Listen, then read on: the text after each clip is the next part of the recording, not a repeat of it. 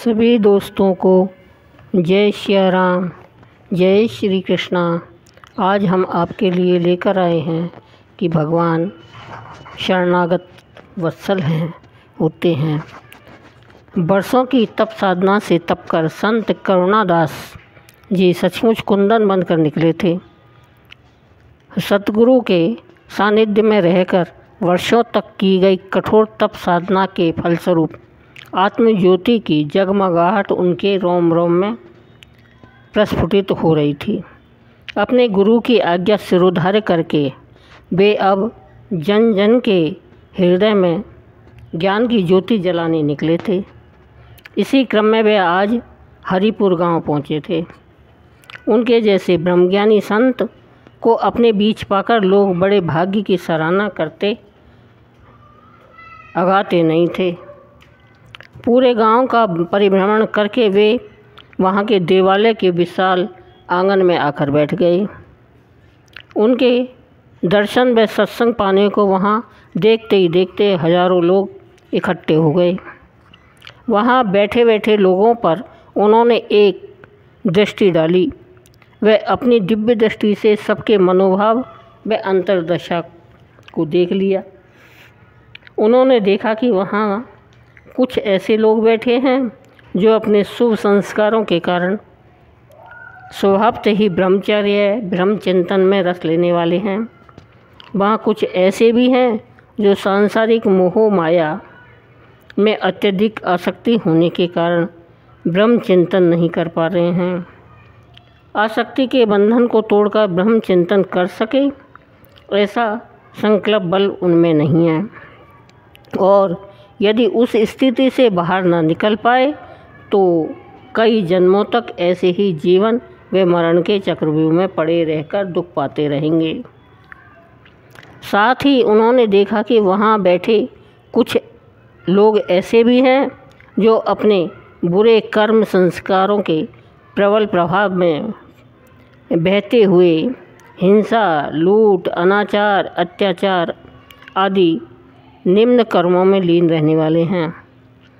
संत प्रवर ने देखा कि ऐसी ही श्रेणी का एक ऐसा व्यक्ति भी वहाँ बैठा है जो पिछली रात चुराए धन को गांव के बाहर बह रही नदी के किनारे गाड़कर अभी अभी यहाँ सत्संग में आकर बैठा है।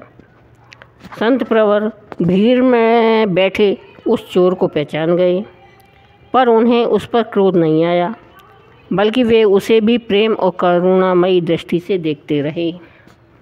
संत प्रवर ने मन ही मन ईश्वर से प्रार्थना की कि हे प्रभु, आप तो करुणानिधान हैं, आप तो अनाथों के नाथ हैं, आप तो किसी पर भी अकारण कृपा करने वाले हैं।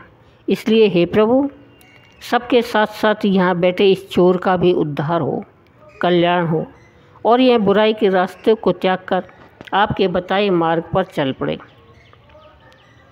तो ऐसी कृपा, करुणा, प्रेरणा इसे प्रदान करने की कृपा करें।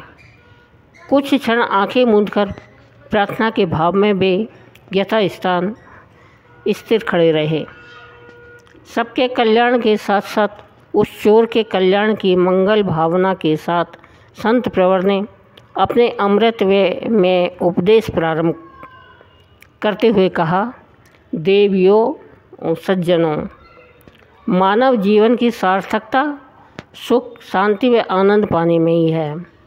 इसमें कोई दो राय नहीं है कि जीवन में भौतिक समृद्धि भी जरूरी है, पर यह समृद्धि भी ईमानदारी व उचित तरीके से प्राप्त की जानी चाहिए, क्योंकि बेईमानी और बुरे कर्म तथा अनुचित तरीके से प्राप्त भौतिक संसाधन हमें सुख, शांति, समृद्धि प्रदान नहीं कर सकते।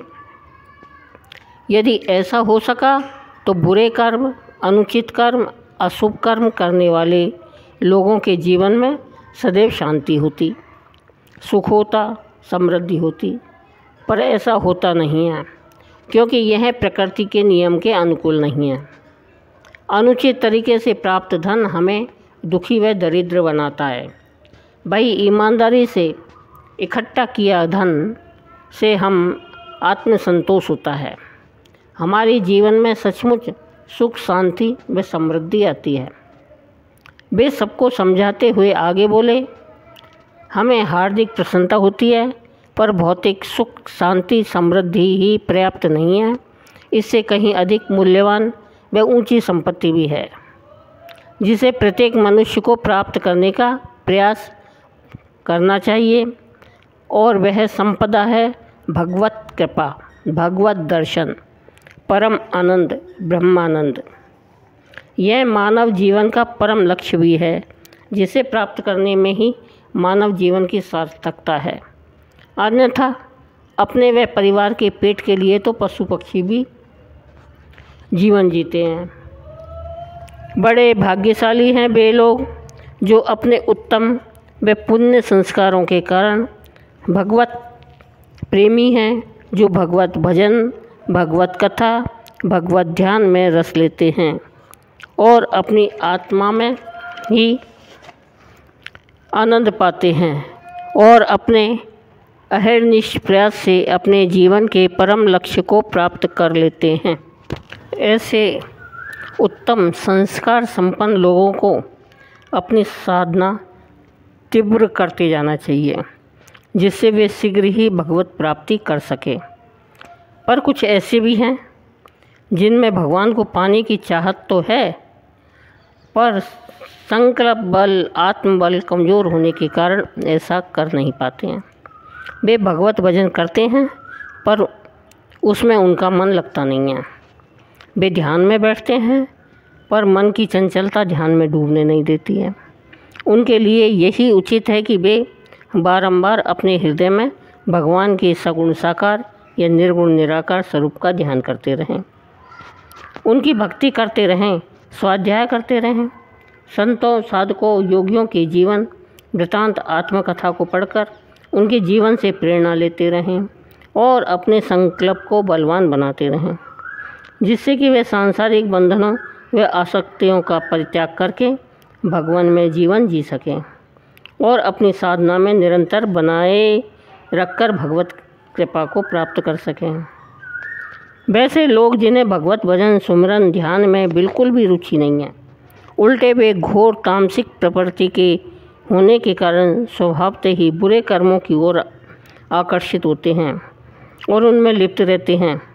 ऐसे लोगों के लिए यही उचित है कि वे सत्संग करें, साधु व बुद्ध पुरुषों का यथासंभव सानिध्य प्राप्त करें, दूसरों का बुरा करने के बजाय उनका भला करने की सोचें, सदैव दूसरों की सेवा सहायता करें, स्वयं को बुराइयों से बचाने के लिए भगवान से अकुल पुकार करें और प्रार्थना करें।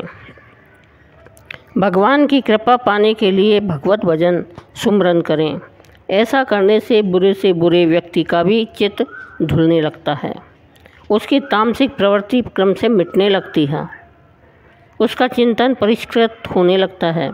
फलस्वरूप बुरे कर्मों की ओर से उसका आकर्षण भी समाप्त होने लगता है। उसके भीतर उत्तम व शुभ संस्कार उत्पन्न होने के कारण वह शुभ कर्म, पुण्य कर्म, भगवत प्रेम की ओर आकर्षित होने लगता है। वह आध्यात्मिक पथ उसे अधिक प्रीति कर लगने लगता है। संत प्रवर फिर बोले, बुरे से बुरा व्यक्ति भी सच्चे हृदय से यदि भगवान की शरण में चला जाता है तो भगवान उसे उसके संपूर्ण पापों से मुक्त कर देते हैं। गीता में भगवान ने स्वयं कहा है कि संपूर्ण कर्तव्य कर्मों को मुझ में त्याग कर तू केवल एक मुझ सर्वशक्तिमान सर्वाधार परमेश्वर को ही शरण में आ जा, मैं तुझे संपूर्ण पापों से मुक्त कर दूंगा, तू शोक मत कर।